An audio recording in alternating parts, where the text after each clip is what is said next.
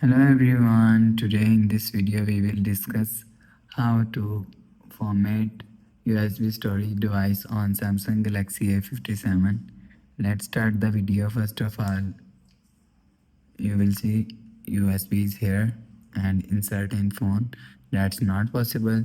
Need this pin, need this connector. So insert, after connect, you will see this C type pin is insert in phone.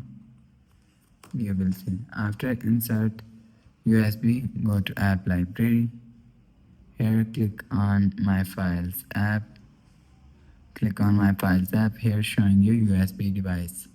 Click on USB device and you will see click on file, and after click on file you will see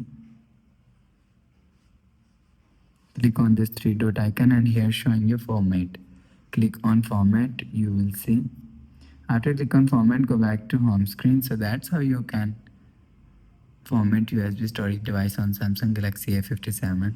If you like the video, please subscribe. Thanks for watching.